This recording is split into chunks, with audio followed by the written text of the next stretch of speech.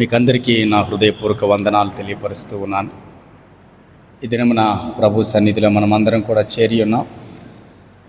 కొద్ది నిమిషాలు దేవుని మాటలు మనము ధ్యానం చేసుకుందాం. మనము చదువుకుంటున్నటువంటి లేఖన భాగాల్లో నుంచి ఈ దినమున ఎంతవరకు వీలైతే అంతవరకు ప్రకటన గ్రంథాన్ని మనము ధ్యానం చేసుకుందాం. ఒకవేళ వీలు కాకపోతే మరలా దాన్ని కొనసాగిద్దాం. ఈ ప్రకటన గ్రంథాన్ని త్వరగా పూర్తి చేసుకోవాలని నేను ఆశపడుతూ ఉన్నాను. ఎందుకంటే ఈ సందేశము చివరిలో నేను మీకు కొన్ని సత్యాలు తెలియపరచాలని ఆశపడుతూ ఉన్నాను. అందునిమిత్తము త్వరగా ఇందులోని మర్మాలు సత్యాలు దేవుడు మనకి బోధించలాగున ఈ సమయంలో మనం అందరం కూడా సిద్ధపడదాం. ఈ యొక్క లేఖన భాగాన్ని చూసినట్లయితే చదవబడిన లేఖన భాగాన్ని మరలా ఒకసారి చదువుకుందామా.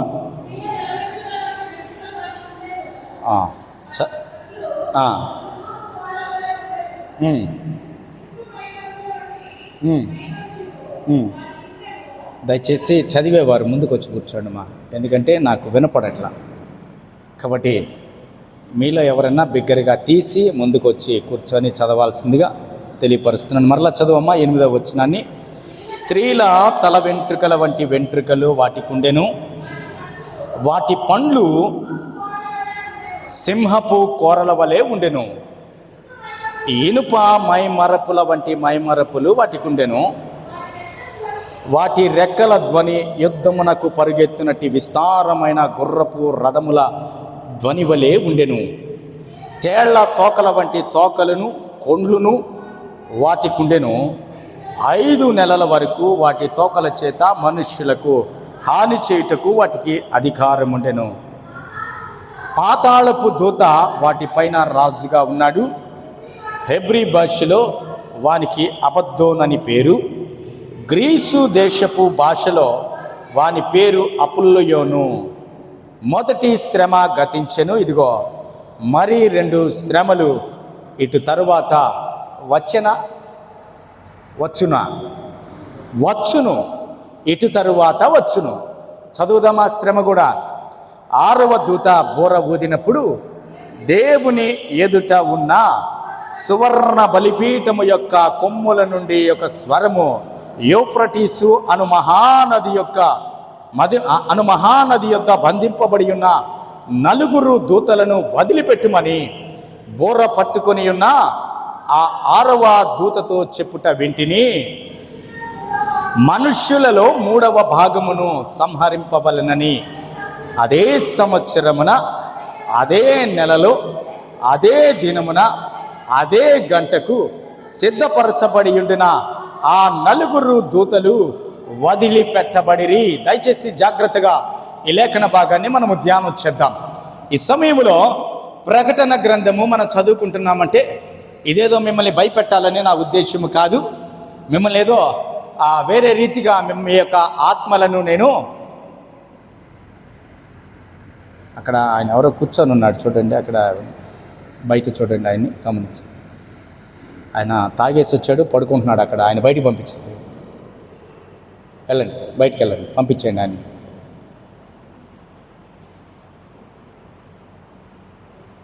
దయచేసి గమనించండి, బయట ఏం జరుగుతుందో కూడా మనం గమనించాలి. పంపించేయండి, బయటికి పంపించేయండి ఆయన.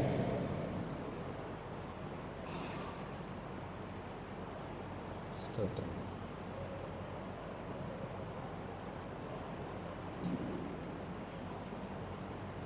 సరే, ఈ సమయంలో దయచేసి ఇటువైపు తిరగండి. ఇంకా చాలు, ఆ పనిని చేయడానికి సహోదరులు వెళ్ళారు. ఈ సమయంలో మనము 5వ దూత బూర ఊదినప్పుడు కొన్ని సంఘటనలు మనం చూసాం. ఎన్ని సంఘటనలు చూసాం మనము చెప్తాను మరలా మీకు. నేను కౌంట్ చేసుకుంటారా? ఏం జరగబోతున్నాయో తెలుసుకుంటారా? 5వ దూత బూర ఊదినప్పుడు ఏం జరగబోతున్నాయి? ప్రియమైన వారలారా, జ్ఞాపకం చేస్తున్నాను. అగాధములో నుంచి మిడతలు బయటకు వచ్చాయి. ఆ మిడతలకి మామూలు మిడతల్లాగా లేవు. దయచేసి సామెతల గ్రంథము 27 అనుకుంటాను. సామెతల గ్రంథము 30వ అధ్యాయము 27 వచ్చినాము. ఒకసారి చదువమ్మా. నేను ఈ దినమున కొంచెం త్వరగా వెళ్ళాలని ఆశపడుతూ ఉన్నాను. ఎవరికి లేడమ్మా? ఆ మిడతలకు అయినను అవన్నీ పంక్తులు తీరి సాగిపోవును. చాలమ్మా. అయితే ప్రియమైన వాళ్ళరా, సొలొమోను మహారాజు ఇక్కడ వేరే మిడతల గురించి మాట్లాడుతున్నాడు. అయితే మిడతలకు స్వతహాగా రాజు ఉండడంట. అయితే లేకపోయినా అవి చాలా క్రమశిక్షణ కలిగి ముందుకు వెళతాయి మిడతలు అని చక్కగా తన యొక్క లేఖన భాగంలో తెలియపరుస్తున్నాడు. కానీ ఇక్కడ పోయిన వారములో మనం చూసినప్పుడు ఇక్కడ ఒక రాజు ఉన్నాడు ఈ మిడతలకి. వాడి పేరేంటి? 11వ వచనం చదువమ్మా మరలా. ప్రకటన గ్రంథము పాతాళపు దూత వాడి పేరు. వాటిపైన రాజుగా ఉన్నాడు. హెబ్రీ భాషలో వాడికి ఒక పేరుంది, అబద్దోను అనే పేరుంది. ఇంకొక పేరుంది గ్రీసు దేశంలో, ఏంటి గ్రీసు లాంగ్వేజ్లో లేదా గ్రీక్లో ఇంకొక పేరుంది అపొల్లోయోను. అయితే ఈ రెండిటికి అర్థం కూడా ఒకటే. కింద చూడండి, మీరు ఆ పుట్నోట్లో చూడండి, కింద నాశనము చేయువాడు అంటే వీడి యొక్క ఉద్దేశం ఎలాంటిది? నాశనం చేసేది. అయితే ఈ మిడతల గురించి చిన్న వర్ణన మీకు నేను అందించాలని ఆశపడుతూ ఉన్నాను. గత వారంలో కొంతమంది మీలో మిస్ అయ్యారు కాబట్టి నేను చాలా క్లుప్తంగా ఈ మిడతల గురించి చిన్న వర్ణన మీకు అందించేసి 6వ ముద్ర దగ్గరికి వెళ్ళిపోతాం. అయితే ఇక్కడ వాటి రూపములు ఎలా ఉన్నాయి అనంటే యుద్ధమునకు సిద్ధపడిన గుర్రములను పోలి ఉన్నాయి. రెండవది, వాటి తలలపై బంగారము వలె మరియు కిరీటములు ఉన్నాయి. అంటే బంగారమా? ఇది బంగారం కిరీటమేనా అమ్మా? చెప్పండి. పోయిన వారం దీనికి క్లారిటీ ఇచ్చేసాను నేను. చాలామంది రాసుకున్నారు కూడా. వాటి తలల పైన ఏమున్నాయి? బంగారము వలె మెరయు. కానీ 1 గ్రామ్ గోల్డ్ కదా ఇది, అవునా? అవునా? బంగారు కిరీటం, సువర్ణ కిరీటం ఎవరికి ఇస్తాడు?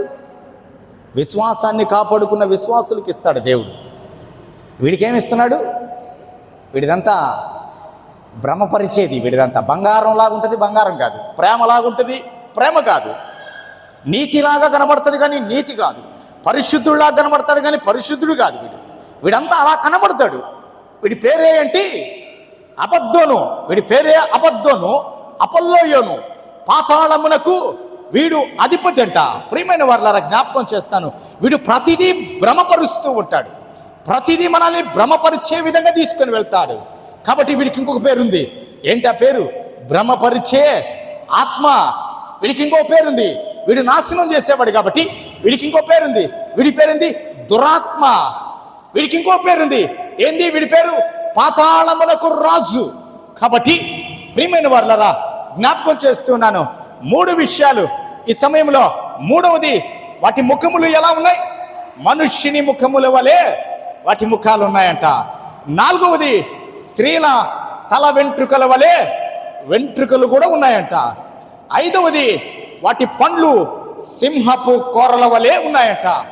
6వది, ఇనుప మైమరవుల వంటివి వాటికి ఉన్నాయంట. ఏంటివి అంటే ప్రొటెక్షన్.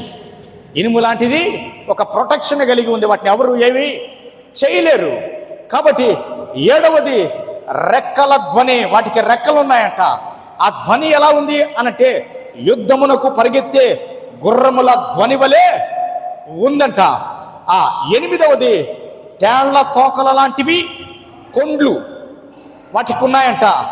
9వది, 5 నెలల వరకు తోకలతో మనుషులను బాధించడానికి అధికారం తీసుకొని, పర్మిషన్ తీసుకొని వచ్చాయంట.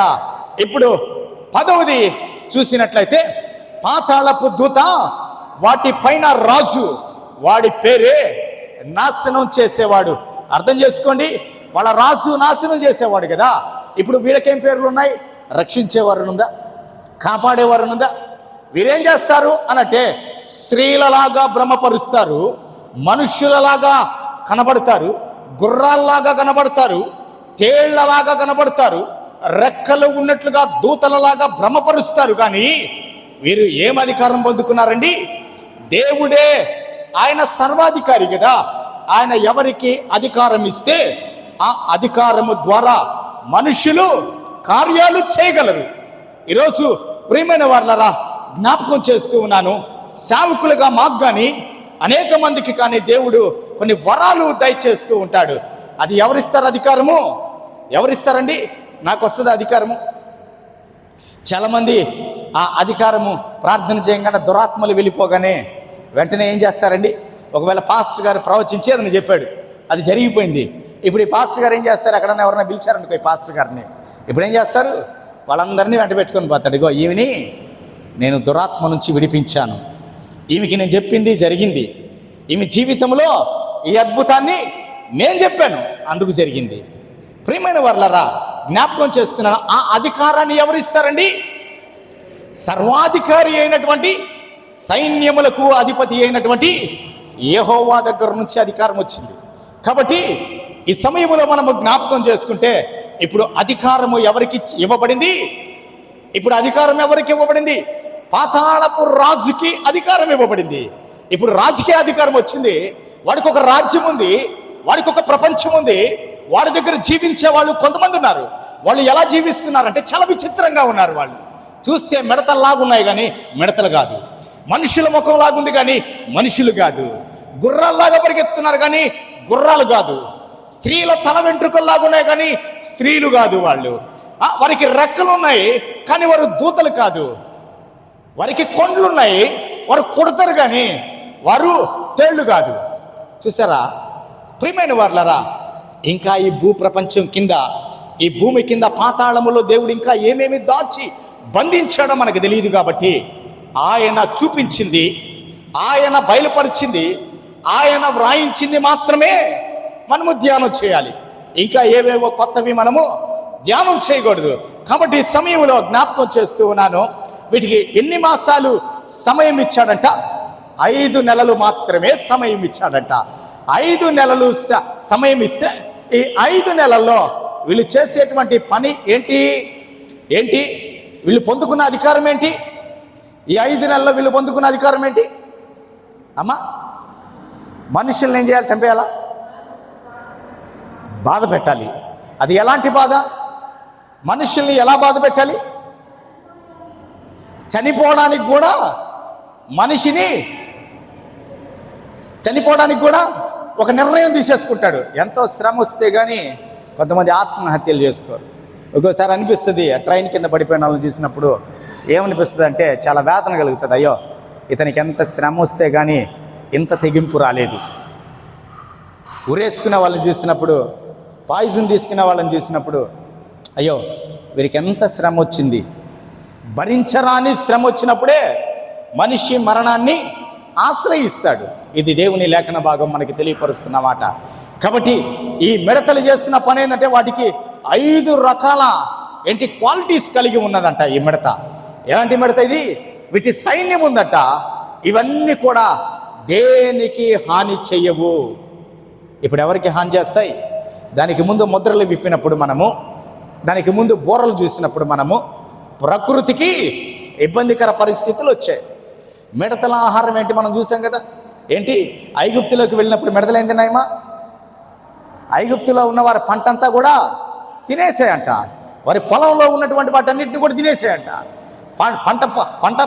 పంటలు పండుతూ ఉన్నటువంటి పంటల మీద దాడి చేసాయంట. వారు ఇంకా ఏవేవో పంటలు వేస్తారు కదా, మనకి ఇప్పుడు జామ తోటలు వేస్తారు కదా, అలాంటి పండ్లకు సంబంధించినవి కానీ ప్రతిదీ పచ్చని మొక్క, కూర మొక్కతో సహా తినేస్తాయంట. కానీ ఈ దూతలకి దేవుడిచ్చిన ఆజ్ఞ ఏంటో తెలుసా? ఇప్పటి వరకు మనిషి ఎలాంటి మిడతలను చూశాడండి? మనిషి ఎలాంటి మిడతలను చూశాడు? ఫరో సైన్యము ఫరోని ఇబ్బంది పెట్టింది. ఫరో దేశాన్ని చూసినటువంటి, ఫరో దేశం మీద దాడికి వెళ్ళినటువంటి మిడతల్ని మాత్రమే మానవ చరిత్రలో చూడగలిగాడు. అయితే ఇప్పుడు దేవుడు పంపించిన మిడతలు ఎవరికి హాని చేయబోతున్నాయి? మనుష్యులకు హాని చేయడానికి అధికారం ఉంది. దాన్ని ఏం చేయలేం మనం. కాబట్టి 5 నెలల వరకు కూడా వాటికి అటువంటి అధికారము ఇవ్వబడిందని దేవుని యొక్క లేఖన భాగం మనకి తెలియపరుస్తూ ఉంది. జ్ఞాపకం చేస్తూ ఉన్నాను ప్రియమైన వారులారా, ఈ లేఖన భాగములో మనకి వ్రాయించి దేవుడు ఇచ్చాడంటే ఆ మిడతలు ఎలా కొడతాయో మనం ఉండి తెలుసుకోవాలని కాదు దాని ఉద్దేశము. ఏంటి? ఆ దినాల్లో సంఘము ఈ భూమి మీద ఉండకూడదని, ఆ దినాలు ఆ శ్రమలు వచ్చే కాలానికి సంఘము, క్రైస్తవుడు, రక్షించబడిన విశ్వాసి ఈ భూలోకములో ఉండకూడదు. దేవుని ఉద్దేశం అదే. అందుకే దేవుణ్ణి నమ్మని వారికి ఎగతాళి చేస్తూ, మాట్లాడుతూ, హేళన చేస్తూ, దేవుని మీద ట్రోల్ చేస్తూ ఉన్నారు. బూతులు ఇష్టానుసారంగా యేసుక్రీస్తు వారి గురించి యూట్యూబ్లో చూస్తే ఇష్టానుసారంగా మాట్లాడుతున్నారు. నాకు చాలా సంతోషం అనిపిస్తుంది. అందుకే దేవుడు ఏమంటాడంటే, ఆయన తీర్పు ముందు వరకు కూడా అక్రమం చేస్తున్నాడా, వాడిని ఇంకా అక్రమము చేయని. అన్యాయం చేస్తున్నాడా, వాడిని ఇంకా అన్యాయము చేయని. దూషిస్తున్నాడా, వాడిని ఇంకా దూషించని. వాడు పాపము చేస్తున్నాడా, ఇంకా చేయని. భయపడబాకు నువ్వు. ఎందుకంటే ఒక రోజు రాబోతుంది, ఆ రోజు నా చేతిలో ఉండబోతుంది. ఆ రోజుకి నేనే అధికారం ఇవ్వబోతున్నాను. ఆ గంటకి నేనే అధికారం ఇవ్వబోతున్నాను. ఆ యొక్క సమయానికి నేనే అధికారం ఇవ్వబోతున్నాను. భయపడబాకు. ధైర్యము కలిగి, విశ్వాసాన్ని చేతబట్టుకొని, నిరీక్షణ కలిగి క్రైస్తవుడిగా జీవించు. ఇదే నీ నుంచి నేను కోరుకున్నాను. లోకం మీదకి రాబోయే శ్రమలన్నింటిలో నుంచి నేను నిన్ను తప్పించబోతున్నాను. భయపడబాకు, కలవరపడద్దు, వేదన పడద్దు. అక్కడ ఇది జరిగింది, అది జరిగింది, అది నా ఇంటి దాకా వస్తుందేమోనని భయపడద్దు. ఎందుకనంటే అది నీ ఇంటికి రావడానికి నేను అనుమతి ఇవ్వను. దేవుని లేఖన భాగం ఏమని మాట్లాడుతుందంటే, యోహాను చూశాడంట, ముద్రించిన వారికి తప్ప ప్రతి ఒక్కడికి హాని చేయమని అధికారం పొందిందట. ఆ ముద్ర కలిగి క్రైస్తవుడు జీవించాలని పరిశుద్ధాత్మ ప్రేరణతో ఇది నేను మీకు తెలియపరుస్తూ ఉన్నాను, జ్ఞాపకం చేస్తూ ఉన్నాను. 6వ మాటను మనం చూద్దాం. 6వ దూత బోర ఊదినప్పుడు ఏం జరిగిందమ్మా? 6వ దూత బోర ఊదినప్పుడు దేవుని ఎదుట ఉన్న సువర్ణ బలిపీఠము యొక్క కొమ్ముల నుండి ఒక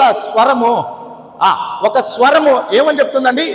యూఫ్రటీసు అనే మహానది యొక్క బంధింపబడి ఉన్న 4 దూతలను వదిలిపెట్టమని బోర పట్టుకుని ఉన్న ఆ 6వ దూతతో చెప్పుట వింటిని. ఇప్పుడు చూడండి, దయచేసి ఇప్పుడు చూడండి. నోట్ చేసుకునేవారు నోట్ చేసుకోండి, వినేవాళ్ళు వినండి. మనం ఈ దినం మన ప్రాముఖ్యమైనటువంటి విషయంలోకి వచ్చాం. చాలా ఇంపార్టెంట్, ఇది గమనించాలి. ప్రియమైన వాళ్ళరా, ఇప్పుడు అక్కడ మనుషులకి ఎవరికి కనబడినటువంటి ఒక సన్నివేశం ఉంది. ఎక్కడ ఉంది ఈ సన్నివేశము? ఈ భూప్రపంచం మీద ఉంది. ఈ భూప్రపంచం మీద ఎక్కడ ఉంది ఈ సన్నివేశము అనంటే, యూఫ్రటీసు అనేటువంటి ఒక మహానది దగ్గర ఒక సినిమా కనబడుతుంది ఇప్పుడు జనాలకి. ఏంటి ఆ సినిమా? యూఫ్రటీసు అనే మహానది దగ్గర ఇప్పుడు 4 దేవదూతలు బంధించబడి ఉన్నారంట. వీరు ఎప్పుడు బంధించబడ్డారు? ఇప్పుడు అని లేఖన భాగం తెలియపరుస్తుంది. జ్ఞాపకం చేస్తూ ఉన్నాను, ఈ రోజుకి కూడా యూఫ్రటీసు నది ప్రాంతములోకి మనము వెళ్ళినట్టయితే ఆ ప్రాంతములో మనకి కనబడకుండా ఈ 4 దూతలు ఉండి ఉండవచ్చు. ఎందుకు అనంటే, దేవుని ఆజ్ఞ వారికి ఇంకా రాలేదు. అసలు యూఫ్రటీసు నది గురించి దేవుడు ఎందుకు మాట్లాడుతున్నాడు బైబిల్ గ్రంథంలో? చాలా నదులు ఉన్నాయి కదా, మహానది. ఈ నది ఎక్కడ పుట్టింది? ఈ నదికి ఉన్నటువంటి ప్రాముఖ్యత ఏంటి? యూఫ్రటీసు గురించి దేవుడు ఎందుకు చాలా ప్రాముఖ్యంగా అక్కడే ఎందుకు పెట్టాడు? మీకు కొన్ని విషయాలు నేను ఈ దినమున పరిచయం చేయాలని ఆశపడుతూ ఉన్నాను. యూఫ్రటీసు అనే మహా నది దగ్గర 4 దేవదూతలు ఉన్నారంట. 6వ దూత బోర ఊదగానే ఈ 4 అలర్ట్ అయిపోయారు. వాళ్ళ సమయం వచ్చింది. ఎలాంటి సమయం వచ్చింది అనంటే, వారు ఆ ప్రాంతంలో యుగ యుగములు ఆ రీతిగా అధికారము లేకుండా దాచబడ్డారు. అర్థం చేసుకోవాలి. యూఫ్రటీసు అనే మహానది దగ్గర 4 దిక్కులకు 4 దేవదూతలు ఇప్పటి వరకు అధికారము లేకుండా దాంకుని ఉన్నారు. వారు ఎక్కడున్నారో మనకు తెలియదు. 6వ దూత బోర ఊదగా ఒక స్వరము, పరలోకములో నుంచి ఒక స్వరం వచ్చిందట. ఏంటి ఆ స్వరము? చూడండి ప్రియమైన వారలారా, సువర్ణ బలిపీఠము ఎదుట ఉన్న సువర్ణ బలిపీఠము యొక్క కొమ్ముల నుండి ఒక స్వరము వినబడింది. 6వ దూత కంప్లీట్ చేసింది. ఏంటి? బోర ఊదగానే వెంటనే పరలోకము నుంచి ఒక స్వరం వచ్చింది. ఏంటి ఆ స్వరము అనంటే, ఏంటమ్మా స్వరము? చదువు.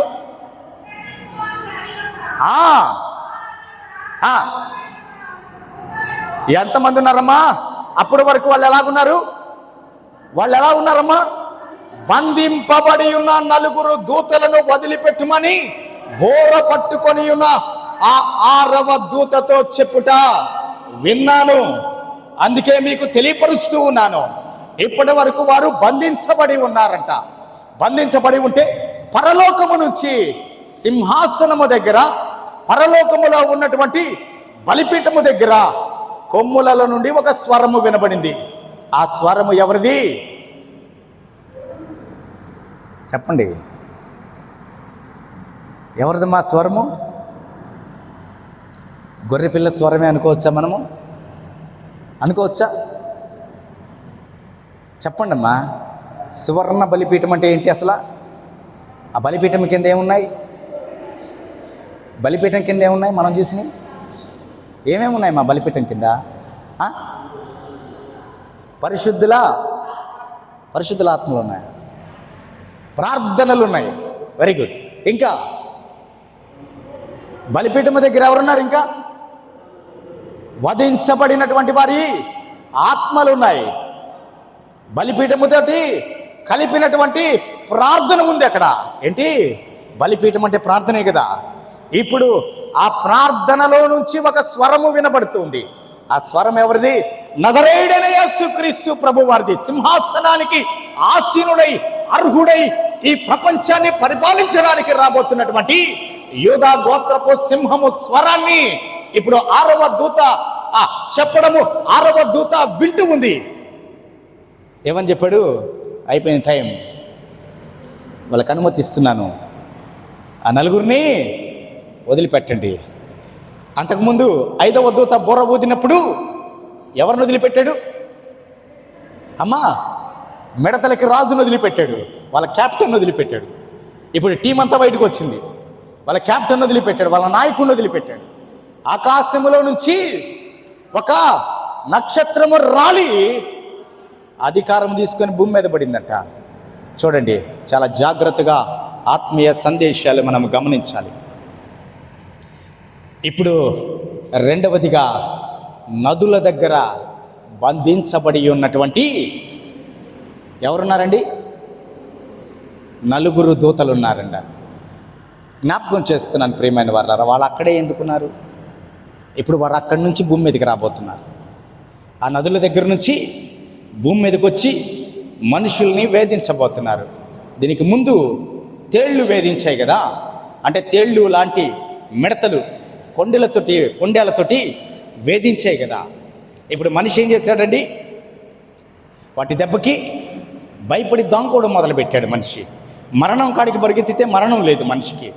ఇప్పుడు 6వ దూత బోర ఊదగా బంధింపబడినటువంటి 4 దూతలు ఎక్కడా? యూఫ్రటీసు అనే మహానది దగ్గర బంధించబడిన వారిని విడిపించమన్నాడు. ఎందుకు వారు అక్కడ బంధించబడ్డారో తెలుసా మీకు? ఎందుకు వారు అక్కడ బంధించబడ్డారు? ఆ ప్రాంతము దేవుడు ఆదికాండములోకి వెళ్ళి 30వ అధ్యాయము 27వ వచనం మీరు ఇంటికి వెళ్ళి చదవండి అమ్మా, ఇక్కడ చదవద్దు. ఇంటికి వెళ్ళి మీరు నోట్ చేసుకొని చదవండి. దేవుడు అబ్రహాముకి వాగ్దానం ఇచ్చినటువంటి ప్రాంతము, నీ జనాంగాన్ని నేను ఇక్కడ స్థిరపరుస్తాను అని దేవుడు మాట్లాడినటువంటి ఆ ప్రాంతము. మీకు ఇంకొక సత్యాన్ని మీకు నేను తెలియపరుస్తాను. యూఫ్రటీసు అనేటువంటి ఒక మహానది ప్రారంభమైంది కూడా ఎక్కడి నుంచి? ఆ ప్రాంతంలో ఏముంది? ఏదేను వనం ఉందట. ఆ ప్రాంతంలో ఏముందండి? ఆ ప్రాంతంలో ఏదేను వనము. అర్థం చేసుకోండి, ఏదేను వనములో ఏమొచ్చింది? పాపం వచ్చింది. ఏదేను వనము దాటి బయటకు వచ్చిన తర్వాత మానవునికి రక్షణ కృప వచ్చింది. అర్థం చేసుకోవాలి మీరు. ఏదేను తోటలో పాపము ప్రారంభమైంది. మానవుడు బయటకు వచ్చిన తర్వాత యేసుక్రీస్తు రక్తాన్ని అక్కడ సింబాలిక్గా చాలా చక్కగా చూపించాడు కదా. ఆదాముని హవ్వను బయటికి తీసుకొచ్చి దేవుడు వదిలిపెట్టి ఏం చేశాడండి? ఒక గొర్రెను వధించి ఏం చేశాడు? ఆ రక్త బలి జరిగింది. ఆ జరిగిన తర్వాత ఇప్పుడు ఆ చర్మాన్ని తీసుకొచ్చి వారి యొక్క దిగంబరత్వాన్ని దేవుడు కప్పాడంట. కప్పిన తర్వాత మానవుణ్ణి బయటికి పంపించేశాడు. ఇప్పుడు ఎక్కడైతే ఈ యూఫ్రటీసు మహానది అనేది ఉందో ప్రజెంట్, ఇది కరెక్ట్గా చెప్పాలి అని అంటే ఈ యూఫ్రటీసు మహానది పొడవు 2700 కిలోమీటర్లు ఉంటుందంట. యూఫ్రటీసు మహానది పొడవు 2700 కిలోమీటర్లు కానీ 2000 800 కిలోమీటర్లు కానీ దీని యొక్క పొడవంట. కాబట్టి ప్రియమైన వాళ్ళరా, అతి పురాతనమైనదంట, అతి పెద్దదంట ఇది. కాబట్టి ఇదేం చేస్తుందంటే తూర్పు టర్కీలో పుడుతుందంట. ఈ తూర్పు టర్కీ అనేది మనము సంఘాల గురించి చూసినప్పుడు టర్కీని చూసాం కదా, మనము చూసామా? టర్కీ దేశంలో ఉన్న కొన్ని సంఘాలను చూసాం కదా, చిన్న ఆసియా అంటే. కాబట్టి మీరు ఇంటర్లింక్ చేసుకోండి, జరిగినటువంటి మెసేజ్లన్నింటిని కూడా ఆ ప్రాంతానికి తీసుకెళ్ళండి. అక్కడే దేవుడు ఎందుకు సంఘాలకి హెచ్చరికలు ఇచ్చాడు, ఈ ప్రాంతంలోనే దేవుడు ఎందుకు ఆ దూతలను విడిపించాడో కూడా మీరు వాటిని క్రోడీకరించుకొని చదివితే మీకు ఒక సబ్జెక్ట్ వస్తుంది అక్కడ.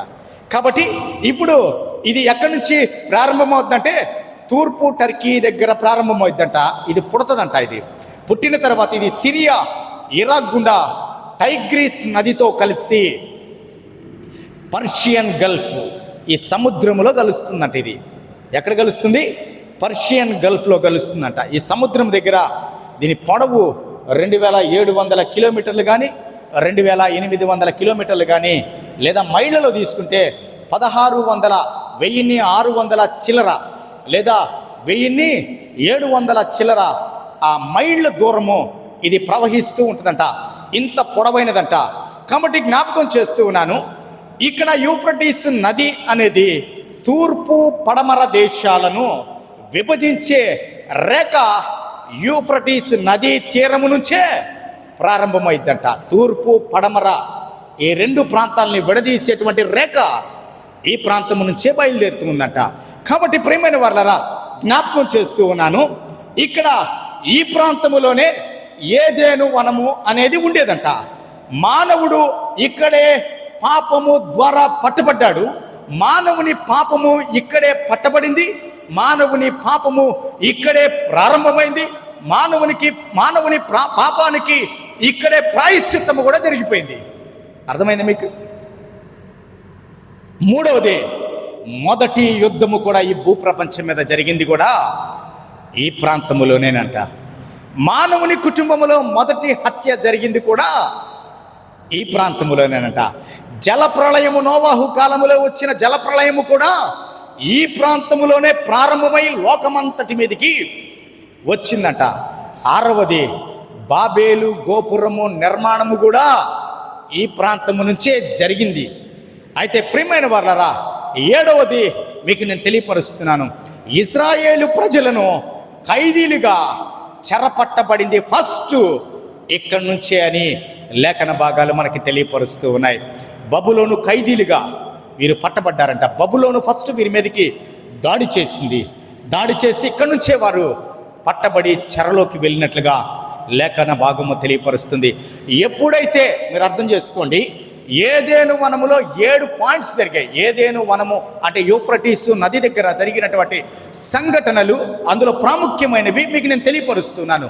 మొదటిది ఏంటంటే, మానవుడు పాపము చేశాడు. పాపములో ఉండి అలాగే మరణించాలని దేవుని ఉద్దేశము కాదు. కాబట్టి కృప కలిగిన దేవుడు దిగివచ్చాడు.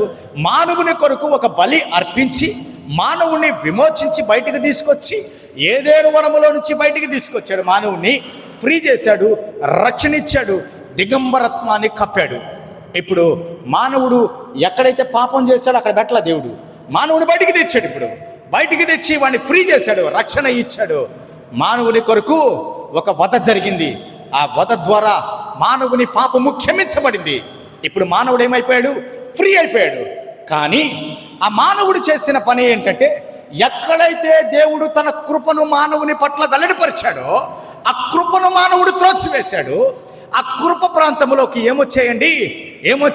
ఆ కృప ప్రాంతములోకి ఏమొచ్చాయో చూడండి. యుద్ధం వచ్చిందంట. అక్కడే యుద్ధం స్టార్ట్ అయిందంట. ఆ మానవుని కుటుంబంలో హత్య అక్కడే జరిగిందంట. జలప్రళయము అక్కడే ప్రారంభమైందంట. బాబేలు గోపురము అక్కడే నిర్మాణానికి వారు ప్రారంభం చేశారంట. ఐదవది, యుద్ధ ఖైదీలుగా వారు అక్కడే బంధించబడ్డారంట. ఏ మానవుడైతే ఇవన్నీ చేయకూడదని దేవుని ఉద్దేశమో, దేవుడు వెంటనే పాపము నుంచి మానవుని విడిపించి బయటికి తీసుకొచ్చి పెడితే తిరిగి మరలా మానవుడు ఏం చేశాడు? అదే పాపములో నిలబడిపోయాడు. అర్థమవుతుందా మీకు? ఇప్పుడు అదే పాపములో నిలబడిపోయిన తర్వాత ఇప్పుడు ఏదెను వనానికి బయటకు వచ్చిన తర్వాత ఆ ప్రాంతం అంతా కూడా ఏముంది? ఏదెను వనములో దేవుడు నదులను పుట్టించాడు కదా. నదులను పుట్టించాడా? చాలా డెప్త్లోకి వెళ్ళామనుకోండి, మరలా మీరు కన్ఫ్యూజ్ అయిపోతారు. నేను డైవర్ట్ అయిపోయాను అనుకుంటారు మరలా మీరు. కాబట్టి ప్రభు చిత్తం అయితే మరలా మాట్లాడదాం బైబిల్ స్టడీలో దీని గురించి. కాబట్టి ఆ ఏదైనా వనములో నుంచి బయటకు వచ్చిందే ఒక నది. ఇది ఏంటి ఆ నది పేరు? యూఫ్రటీస్ నది. ఇప్పుడు పాపము ఎక్కడైతే ప్రక్షాళన జరిగిందో తిరిగి మరలా అదే పాపం అక్కడే జరిగింది. కాబట్టి ఇప్పుడు దేవుని తీర్పు కూడా అక్కడే ప్రారంభం అవ్వబోతుంది. అర్థం చేసుకోవాలి మీరు. ఏంటి? పాపము జరిగితే మనిషిని దేవుడు విడిచిపెట్ల. నీ పాపాన్ని మోసుకొని తిరుగు, వెళ్ళు, నీ పాపానికి ప్రాయశ్చిత్తం లేదు, నువ్వు చావాల్సిందే అని దేవుడు చెప్పలేదు. కానీ పాపము ఏదైనా వనములో జరిగితే బయటికి తీసుకొచ్చి దేవుడు ఆ రక్త ప్రోక్షణ జరిగించిన తర్వాత మానవుని ఫ్రీ చేశాడు, రక్షణ ఇచ్చాడు. బయట పెడితే మానవుడు అదే ప్రాంతంలో తిరిగి మరలా పాపం చేయడం మొదలుపెట్టాడు. మానవుడు బంధించబడ్డాడు. మానవుడు బంధించబడిన తర్వాత బబులోనికి వెళ్ళిపోయాడు. బబులోనికి వెళ్ళిపోయిన తర్వాత మానవునికి విగ్రహారాధన ప్రారంభమైపోయింది. చూడండి ప్రియమైన వాళ్ళరా, ఎక్కడైతే దేవుని కృప, కనికరాన్ని, రక్షణను మానవుడు తృణీకరించాడో ఆ ప్రాంతమే యూఫ్రటీస్ నది పరివాహిక ప్రాంతముగా పిలువబడుతుంది. ఆ ప్రాంతము నుంచే దేవుడు తన తీర్పును లోకం మీదకి పంపించబోతూ ఉన్నాడు. అది ఈ మాటలో ఉద్దేశము. అప్పుడు చెప్తున్నాడు దేవుడు, ఏమని చెప్తున్నాడు? ఆ నలుగురిని విడిచిపెట్టమంటాడు. ఆ నలుగురిని విడిచిపెడితే ఆ నలుగురు ఎలాంటి వారండి? ఎలాంటి వారు వాళ్ళు? వాళ్ళకి ఏమేమి ఉన్నాయి? వాళ్ళకి చూస్తారా? వాళ్ళ లెక్క ఎంతమంది? 20 కోట్ల మంది. వాళ్ళ లెక్క ఎంతమంది ఉన్నారండి? 20 కోట్ల మంది ఉన్నారట. వారికి కనికరం ఉండదు, దయ ఉండదు, జాలి ఉండదు, నెమ్మది ఉండదు. వారికి ఇచ్చిన సమయము కూడా 5 నెలలు, 5 మూల 15, 150 రోజులు. కాబట్టి ప్రియమైన వాళ్ళరా, జ్ఞాపకం చేస్తున్నాను, 150 ఇంటూ 24 గంటలు వేసుకోండి. వాళ్ళు ప్రతి నిమిషము పని చేస్తారు, వాళ్ళు ప్రతి క్షణము పని చేస్తారు. నిద్ర తెలియదు వాళ్ళకి. ఎందుకనంటే వారికి ఉండే సమయము కొద్దే. దేవుని ఆజ్ఞను వారు మీరడానికి వీలులేదు. దేవుడు వారికి అధికారం ఇచ్చాడు. 6వ దూతతో మాట్లాడుతున్నాడు, వాళ్ళని విడిచిపెట్టు. నా కనికరాన్ని విడిచిపెట్టేశారు, నా ప్రేమను విడిచిపెట్టేశారు. నేను దేవుణ్ణి అనేక మార్లు వారితో మాట్లాడినా, నేను పరిశుద్ధుడును కాబట్టి మీరు పరిశుద్ధులుగా ఉండాలన్నా అపవిత్రమైన కార్యాలు చేస్తున్నారు. నా యొక్క మహిమను విగ్రహాలకు, నా మహిమను ఈ రాళ్లకు, రప్పలకు అందించేశారు. కాబట్టి నా ఉగ్రత కూడా వారికి తెలియాలి. అందుకే నేను వారిని ఏం చేయబోతున్నాను? భూమి అందంతటిలో 3వ భాగం మనుషులు చచ్చిపోబోతున్నారంట. దానికి ముందు 5వ దూత బోర ఊదినప్పుడు మిడతల దండు వచ్చి పైన పడిన తర్వాత మనుషులు మరణాన్ని వెతుకుతారు, కానీ మరణము వారి నుంచి పారిపోద్దంట. ఇప్పుడు ఏం చేస్తారు వాళ్ళు? తేళ్ళు ఎక్కడ ఉంటాయండి? మామూలుగా చెప్పండి, రాళ్ళ కింద, బండల కింద ఉంటాయి తేళ్ళు. ఎందుకుంటాయి? ఎవరైనా చంపేస్తారేమో, ఏదైనా ప్రమాదం జరగద్దేమోనని, వాటి ప్రాణానికి హాని ఏమోనని దాముకుంటాయి. ఇప్పుడు తేళ్ల సమయంలో, అంటే మిడతలు భూమి మీదకి వచ్చినప్పుడు మనిషి ఇటువంటి పరిస్థితే చేయబోతున్నాడు. దాంకోబోతున్నాడు మనిషి దాంకోబోతూ ఉన్నాడు. లేదా మనిషి ఆత్మహత్యల వైపు వెళ్ళబోతున్నాడు. కానీ ప్రభు అంటున్నాడు, మరణము బంధించబడింది, జీవము మరణము అధికారము ఆయనకే ఉంది. ఇప్పుడు మరణము ఇవ్వాలన్నా, జీవమును ఇవ్వాలన్నా యేసుకి మాత్రమే అది సాధ్యము. ఇక్కడ ఏమంటున్నాడంటే, మరణాన్ని వెతుకుతారా బాధ తట్టుకోలేక మీరు? ఇప్పుడు మీకు మరణము లేదు, బాధ భరించాల్సిందే 5 నెలలు. రేపు 6వ దూత బోర ఊదగానే, ఈ 6వ దూత బోర ఊదగానే వాళ్ళు ఎలా వస్తున్నారంటే 20 కోట్ల మంది సైన్యం అంట. వారి శబ్దం అంట ఎలా ఉంది? గుర్రాలు యుద్ధానికి వెళుతూ ఉంటే వచ్చేటువంటి సౌండ్ లాగా ఉందంట. వణికిపోతుందంట ప్రపంచం మొత్తము. వణికిపోతుంటే వారు ప్రపంచం మొత్తం తిరగాలి వాళ్ళు. ఒకవేళ ఆ గుర్రాలు ఎగిరి వెళ్తాయేమో మనకు తెలియదు. ఆ గుర్రాలు నీళ్ల మీద కూడా వెళ్ళిపోతాయేమో మనకు తెలియదు. ఆ గుర్రాలు అగ్నిలో కూడా దాటి వెళ్ళిపోతాయేమో మనకు తెలియదు. ఆ గుర్రాల నోళ్ల నుంచి అగ్ని బయలు వెళుతూ ఉందంట. మనుష్యులలో 3వ భాగము చచ్చెను. దానికి ముందు దేవుడు మరణాన్ని తప్పించెను, ఇప్పుడు చంపెను. అర్థమవుతుందా మీకు? ఇక్కడ చూస్తే 5వ దూత బోర ఊదినప్పుడు మనిషి మరణం కోసం పరిగెత్తుతాడు. నేను చచ్చిపోతే బాగుండు, ఈ శ్రమలు నాకు వద్దు అని అనుకుంటాడు. ఇక్కడ మరణం లేదు, దేవుడు ఎత్తేసాడు మరణాన్ని. ఇక్కడికి వచ్చేటప్పటికే మనిషి ఈ కుడితే చచ్చిపోతామేమో అనుకొని పరిగెత్తుతూ ఉంటే, ఆ మరణం కాదు దాంకోడానికి పరిగెత్తుంటే అవి కుట్టిస్తున్నాడు, చంపేస్తున్నాడు మనిషిని. అర్థమవుతుందా మీకు? ఒకప్పుడు మరణం గురించి మానవుడు పరిగెత్తినప్పుడు ఆ మరణాన్ని తీసేశాడు దేవుడు. ఇప్పుడు తిరిగి మరలా అదే మరణాన్ని తీసుకొచ్చి ఇక్కడ భూమి మీద పెట్టాడు.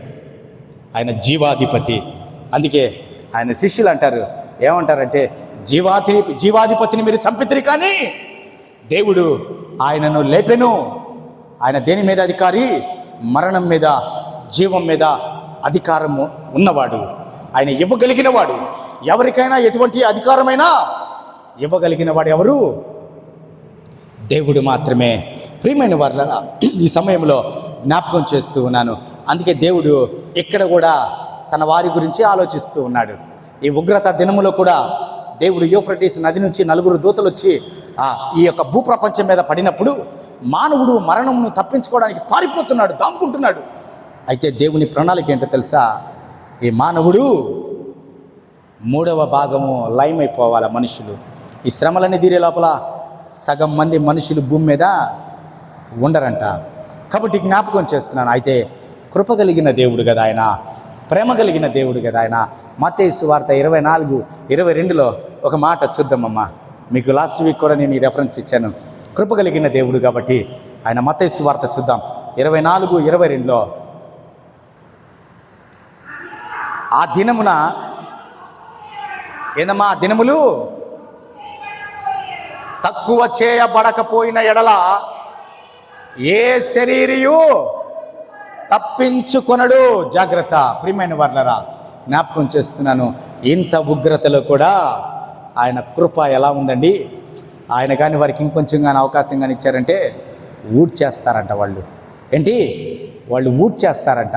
ఆయన కృప అక్కడ కూడా పనిచేస్తుంది. ఎవరి కొరకు ఆయన ఆ యొక్క శ్రమ దినాలు తగ్గించాడు. 5 నెలలు చేశాడు, 10 నెలలు చేయొచ్చుగా, 12 నెలలు చేయొచ్చుగా, సంవత్సరం చేయొచ్చుగా. కరోనా వచ్చినప్పుడు ఎన్ని సంవత్సరాలు ఉండిందమ్మా మనకి? 2 సంవత్సరాలు ఉంది కరోనా. కరోనా ఉంది కదా 2 సంవత్సరాలు. చాలామంది కిటికీలో నుంచి చూసినా కానీ భయపడిపోయేవాళ్ళు. మనిషి దగ్గరికి వస్తేనే పారిపోయేవాళ్ళు. మనిషి దగ్గరికి భార్య దగ్గరికి వస్తే భార్య పారిపోయేది, భార్య భర్త దగ్గరికి వస్తే పారిపోయేవాళ్ళు. బిడ్డల దగ్గరికి వచ్చినా, బిడ్డల తల్లిదండ్రుల దగ్గరికి వచ్చినా. అంతెందుకండి, ఒకవేళ ఇన్ కేస్ పాస్టర్ గారుగా నేను మీ ఇంటికి వస్తానంటే ఎంతమంది రానిచ్చేవాళ్ళు ఆ దినాల్లో? అప్పుడు నేను లేనులేండి. ఇక్కడ ఫోన్లో చేయండి పాస్టర్ గారు, చాలు. మీరు రావడం ఎందుకు? ఫోన్లో చేయండి పాస్టర్ గారు. మీకు ఒక చిన్న సంఘటన చెప్తాను. నాకు తెలీదు, ఒక కుటుంబము ఆ దినాల్లో నన్ను ప్రార్థనకి పిలిచారు. కరోనా చాలా ఉధృతంగా ఉంది. నన్ను ప్రార్థనకి పిలిచారు. ఒక కుటుంబం ప్రార్థనకి పిలిస్తే వాళ్ళ దగ్గరికి వెళ్ళాను. నేను వాళ్ళ దగ్గరికి వెళ్ళి ప్రేయర్ చేసి వచ్చాను. ఆ రాత్రి మీటింగ్ జరిగింది, ఒక పబ్లిక్ మీటింగ్ అరేంజ్ చేశారు. నేను అన్నాను, ఏంటయ్యా బాబు, లోకం అంతా గందరగోళంగా ఉంటే మీరేంది ఆ పుట్టినరోజు వేడుక అని చెప్పిన మొదటి సంవత్సరం పుట్టినరోజు అని సంఘానంతా ఆహ్వానించి ఓయమ్మ 400 మంది 500 మంది వచ్చారు. పరిస్థితులు ఏం బాగలేవు కదా, మీరు ఎందుకు ఇలా చేశారు అని అంటే ఆ అబ్బాయి ఏమన్నాడంటే, మన ఈశ్వర్ లాగా ఆ అబ్బాయి, అది ఈశ్వర్ కంటే పెద్ద పిల్లోడు. అబ్బాయి ఏం చేశాడంటే, సార్ లేదు సార్, వాళ్ళు ప్రేయర్ పెట్టుకున్నారు కాబట్టి మనం వెళ్ళాల్సిందే సార్ అన్నాడు. ఒరే నాయన, వీడేంది మనల్ని చంపేటట్టున్నాడు, పరిస్థితులు ఏం బాగలేవు, బయటికి ఎవరు రానియట్లేదు, ఇంత ఘోరంగా ఉంటే అని నేనేం చేశానంటే బైబిల్ చేత పట్టుకున్నాను, ప్రార్థన చేసుకున్నాను. ఏంది ప్రభు అంటే దేవుడు వెళ్ళమన్నాడు. వెళ్ళాను. వెళ్ళిన తర్వాత పెద్ద స్టేజ్ కట్టేశారు అక్కడ. నేనేమనుకున్నానంటే ఏదో ఒక ఇంటి ముందు ఏదో మీటింగ్ పెట్టుకొని ప్రార్థన చేసుకుని వచ్చేయచ్చులని నేను అనుకున్నాను. ఆడికెళ్తే ఇంత పెద్ద స్టేజ్ కట్టేశారు. ఆ స్టేజ్ మీద నన్ను ఎక్కించారు. పెద్ద టేబుల్ ఒకటి వేసి ఎక్కించారు. ఆ టేబుల్ దగ్గర కూర్చున్నాను. ఈ అబ్బాయి, నేను కొత్తగా వెళ్ళాను కదా ఆ ప్రాంతానికి, వచ్చేసి ఈ అబ్బాయి గబగబా స్టేజ్ మీదకి వచ్చి నా చెవులు కొరకతా ఉన్నాడు ప్రతి 5 నిమిషాలకు ఒకసారి వచ్చి. ఏం చేద్దాం సార్, పలానా ఆయన వచ్చాడు సార్, మోహన్ రావు అని, ఆయన ప్రార్థన చేస్తాడు సార్, మీకు తెలియదు కదా, ఆయన ప్రార్థన చేస్తారు రాసు. సరే, మోహన్ రావు గారు ప్రార్థన. పలానా వాళ్ళు వస్తారు సార్, వాళ్ళు బైబిల్ రీడింగ్ చేస్తారు సార్. రైట్, రాసు. పలానా వాళ్ళు వస్తారు సార్, వాళ్ళు ప్రార్థన చేస్తారు సార్. ఇట్లాగా ఆ అబ్బాయి ఊరికి వచ్చి నన్ను డిస్టర్బ్ చేస్తూ ఉన్నాడు. నేనేమో ప్రార్థనలో కూర్చోనున్నా. అలాగే నేనైతే ఒక చిన్న మాస్క్ మాత్రం కట్టుకొని ప్రేయర్లో ఉన్నా. అలాగే అయితే ఈ రీతిగా అయిపోయింది. ఆ రాత్రి ప్రార్థన అయిపోయింది. వాళ్ళు భోజనానికి పాస్టర్ గారికి చాలా ఏర్పాట్లు చేస్తే నేనేమనుకున్నానంటే, దయచేసి మీకు అందరికీ వందనాలమ్మా, నన్ను వదిలేస్తే భోజనం తిన్నంత ఆనందంగా వెళ్ళిపోతాను, నేను వదిలేయండి ప్లీజ్ నన్ను అని చెప్పి నేను వచ్చేసా. కానీ అక్కడ దాదాపుగా 200 మంది 300 మంది ప్రజలు అక్కడ గ్యాదర్ అయ్యారు, ఒకే ఏరియా. అయితే ఇంటికి వచ్చిన తర్వాత ఆ రోజు శుక్రవారం, మరుసటి రోజు శుక్రవారం అయితే నేను ఫాస్టింగ్లో ఉన్నాను. ఫాస్టింగ్లో ఉండి 10 గంటలకు ఫోన్ చేశాడు వాళ్ళ బావ, ఆ అబ్బాయి బావ. సార్, మీకు విషయాన్ని చెప్పడం మర్చిపోయాను సార్, నేను కొంచెం ప్రార్థన చేయండి అన్నాడు. ఏంది అన్న, రాత్రి మీ దగ్గర ఉన్నాడు కదా, మీకు ఒక యవనస్తుని ఇచ్చాం కదా, ఆ అబ్బాయికి కరోనా పాజిటివ్ వచ్చింది సార్ అన్నాడు. అయిపోయింది పని, పాస్ట్ పని. ఏంటి, నా ప్రాణాలు పైనే పోయినాయి. ఉపవాసమేమో కానీ ఫస్ట్ ఒక్కసారిగా నాలో విశ్వాసం సడలి వెంటనే ఏం చేయాలో అర్థం కాలేదు. వాడికి అక్కడ కరోనా వస్తే అయితే వాస్తవం ఏంటంటే దానికి ముందు కూడా 2-3 చనిపోయారు నాకు తెలిసిన వాళ్ళు. వాడికి కరోనా రావడం ఏంది, నేను పోవడం ఏంది ఆడికి, నేను ప్రార్థనలో ఉండి రావడం ఏంది. ఇంట్లో వాళ్ళు కూడా ఏమన్నారంటే చిన్న పాప, బన్ను పాప చిన్నది, అప్పుడే ఆమె పుట్టి నెల అట్లా అయి ఉంటుంది. అయితే ఇదేందిరా బాబు పరిస్థితి, అక్క చూస్తే హార్ట్ పేషెంటు, వాళ్ళిద్దరు పేషెంట్సే, ఇక్కడ చూస్తే ఈమె బాలింత, నా పరిస్థితి ఏంది, ఇంత ఘోరంగా ఉంది అని అనుకొని నాకు తెలియకుండానే నా శరీరం వేడైపోతూ ఉంది. ఏంటి సైకాలజీ చూడు ఎలా ఉంటుందో, నాకు తెలియకుండానే నా శరీరం అంతా ఆవిరిలో వస్తుంటే నేనేం చేశానంటే పాస్టర్ గారికి చెప్పి, నా దగ్గరికి రాబాక నువ్వు, నాకేం బాగాలేదంటే, అసలు ఏం విన్నావో చెప్పాయా నువ్వు ముందు అనింది. ఏం విన్నావో చెప్పు ముందు నువ్వు అనింది. అనంటే రాత్రి నేను ప్రార్థనకి వెళ్ళాను కదా, వాడే కదా నన్ను తీసుకెళ్ళి కారులో ముందు కూర్చోబెట్టాడు, డ్రైవింగ్ చేస్తా. ఆ అశోక్, వాడి పేరేందే ఏదో పేరు ఉంది, కార్తీక్, వాడికి ఉదయం నుంచి పాజిటివ్ వచ్చిందంట. ఉదయం నుంచి విపరీతమైన జ్వరం అంట, జలుబు అంట, క్వారంటైన్లో పెట్టేశారంట. వేరే రూమ్లో భార్య పిల్లలు కూడా పోవట్లేదు అని అన్నా. ఏం కాదు, దేవుడు మనకేం అనుమతించడలే, పాస్టమ్ గారు ఇలా బలపరిచింది నన్ను. బలపరిస్తే నేనేం చేశానంటే ఒక్కసారిగా ఒళ్ళంతా వేడి అయిపోయినట్టుగా అనిపిస్తూ ఉంది నాకేమో. వెంటనే షర్ట్ తీసేసి ఇలాంటి గచ్చు మీద పండుకున్నాను నేను, ఆ వేడి తగ్గించుకోవడానికి. అలా దొరిలాడుతూ ఉంటే, ఏందే అలా దొరిలాడుతాం, ప్రార్థన చేసుకుపోసామని వెళ్ళి, నువ్వేంది ఇక్కడ మన అదేంది ఆ దేవతల దగ్గర మొక్కుబడి చేసినట్టుగా దొరిలాడుతావు ఇల్లంతా నువ్వు అంటున్నావే. సరే, నాకు ఒకసారి భయం వచ్చినా ఎందుకు అనిపించింది, దేవా నేను వెళ్ళి ప్రార్థన చేసుకుంటానని చెప్పి దేవుని దగ్గర మొరపెట్టిన తర్వాత రోజు ఒక వ్యక్తి నా చేత ప్రార్థన చేయించుకుంటా ఉంటాడు. ఆ తర్వాత ప్రేయర్ అయిపోయిన తర్వాత ఆయన అట్టునోడు పలకరియాలి కదా ఫస్ట్. అంటే మనం బయట వాళ్ళందరినీ అడిగిన తర్వాత మనలో ధైర్యం వస్తుంది, అవును కదా, అంతే కదమ్మా. వెంటనే నేను ఆయనకి ఫోన్ చేశాను, సింహపురి హాస్పిటల్లో ఉన్నాడు. ఎలా ఉంది ఫోన్ చేస్తుంటే ఎత్తట్లా, ఆయన ఎత్తకపోతుంటే నాకు ఇంకా వేడి పెరిగిపోతుంది, నాకు భయం అయిపోతుంది. తర్వాత తెలిసిన విషయం ఏంటంటే అతను చనిపోయాడు. ఒక 47 years అతను చనిపోయాడు. అప్పటి వరకు 2 రోజుల నుంచి ప్రేయర్ చేయించుకుంటున్నాను నా చేత. చనిపోయాడు అతను. చనిపోయేటప్పటికి నాకు వేదన కలిగి దేవుని దగ్గరికి వచ్చి అనుకుంటా ఉన్నాను, ప్రార్థన చేసుకున్నా, ప్రభా ఏంది ప్రభా నా పరిస్థితి ఇంత ఘోరంగా ఉంది అని అన్నప్పుడు నేను ఒకసారి బిడ్డను చూసి ఒకవేళ అమూల్యతో ఏం చెప్పానంటే, ఏదైనా ఇబ్బందికర పరిస్థితి నాకు వచ్చినప్పుడు నన్ను దూరంగా పెట్టేసేయండి, నేనైతే హాస్పిటల్కి వెళ్ళను కానీ ట్రీట్మెంట్ ఇక్కడ తీసుకుంటాను అని చెప్పేసి నేను ఆ రీతిగానే ఆ దినమంతా ఫాస్టింగ్లో నుండి ప్రార్థన చేసిన తర్వాత మళ్ళీ టెస్ట్ చేయించుకోవడానికి పోవాలంటే మళ్ళీ అదొక భయం. ఏంటి టెస్ట్ చేసుకోవడానికి పోవాలంటే అదొక భయం. మీకు అందరికీ తెలుసు కదా, మీరందరూ కూడా ఆ వేలో వచ్చిన వాళ్ళే కదా మీరందరూ కూడా. కాబట్టి నేను ఎంతో వేదన పడ్డా. అప్పుడు అన్నా నేను, దేవుడు నాతో మాట్లాడింది ఏంటంటే, మరణాన్ని నేను మృంగేశాను, ఇప్పుడు మృంగింది బయటికి తీసుకురావాలంటే ఎవరు తేగలరు, మింగినోడే తేగలడు, అది మృంగిన వాడే కక్కగలడు. కాబట్టి నాకు ఆ మాట చాలా ఆదరణ కలిగించింది. ప్రభా నాతో పరిచర్య చేయించుకోవాలనుకుంటే నాకు ఆయుష్కాలం ఇవ్వు, లేదంటే ఈ బిడ్డను చూసుకోవడానికైనా కొంతకాలం ఇవ్వు ప్రభా, ఎందుకంటే 9 సంవత్సరాల తర్వాత ఈ బిడ్డను ఇచ్చావు కదా, కాబట్టి ఈ బిడ్డను కూడా చూసుకుంటానయ్యా నేను అని చెప్పి దేవుని దగ్గర వేదన పడ్డాను. దేవుని కృపను బట్టి కరోనా 2 సీజన్లలో కూడా దేవుడు, నేను ధారాళంగా బయట తిరిగాను. అందరిని ఇంట్లో బంధించి నేను ఒక్కడనే బయటికి వెళ్ళి అన్నీ తెచ్చేవాడిని. దేవుని కృపను బట్టి మరణాన్ని దేవుడు నా జీవితంలో అనుమతిని దయచేయలేదు. కాబట్టి ఎందుకు ఈ మాటలు నేను తెలియపరుస్తున్నా అంటే, ఆ దినమున మరణాన్ని చూసి వారు దాంకున్నారంట. దేవుడికి ఒక లెక్క ఉందండి. కరోనాలో ఎంతోమంది చచ్చిపోయారు కదా, లక్షల మంది, కోట్ల మంది చచ్చిపోయారు కదా కరోనాలో. చచ్చిపోయారా? గవర్నమెంట్ లెక్కల్లో లేవు అవన్నీ కూడా. కాబట్టి అయితే దేవునికి ఒక లెక్క ఉంది, ఇంతమంది చచ్చిపోవాలని, ఇంతమంది లయమైపోవాలని దేవుని ఉద్దేశము. అందుకే యూఫ్రటీస్ మహానది దగ్గర దేవుడు నలుగురిని సిద్ధపరిచారు. 4 20 మంది 20 కోట్ల మంది 200 బిలియన్లు అయిపోయారు. వాళ్ళు వచ్చి పడ్డారు, ప్రపంచం మీద పడి మరణాన్ని అలాగే వారి మీద వెదజల్లారట. ప్రియమైన వారలారా, జ్ఞాపకం చేస్తున్నాను ఈ సమయంలో, ఆ దినమున మరణము కొరకు ఏంటి వాళ్ళు చూస్తారు కానీ మరణము వెళ్ళిపోద్దంట. యోబు గ్రంథంలో కూడా 3వ అధ్యాయము 21వ వచనంలో ఉంది. ఆ దినమున మరణాన్ని చూస్తారు కానీ మరణం వారి దగ్గర నుంచి వెళ్ళిపోద్దంట. జ్ఞాపకం చేస్తూ ఉన్నాను ప్రియమైన వాళ్ళరా. ప్రకటన గ్రంథం అనేది ఈ లోక నటన ఎలా గతించిపోబోతుందో కూడా మనకి చాలా చక్కగా మనల్ని ఎడ్యుకేట్ చేస్తుందంట. ఈ లోకము వాటి ఆశలు గతించిపోతాయి కదా ఒక దినమున, నా మాటలు నిలిచి ఉంటాయి అంటాడు కదా. కాబట్టి ఈ ప్రకటన గ్రంథము వల్ల మనకు ఉపయోగం ఏంటి అనంటే, ఈ ప్రకటన గ్రంథము ఈ లోక నటన ఎలా గతించిపోబోతుందో కూడా క్రైస్తవ విశ్వాసికి దేవుడు తెలియపరచాలనే ఉద్దేశంతో ఈ నటన బ్రతుకులు ఎలాంటివో కూడా దేవుడు చూపించాలని ఈ ప్రకటన గ్రంథాన్ని మనకు వ్రాయించి ఇచ్చాడంట. ఈ ప్రకటన గ్రంథముతో పాటు ఈ చరిత్ర అంటే ఈ లోక చరిత్ర అంతా కూడా యేసు చేతిలో ఉందంట.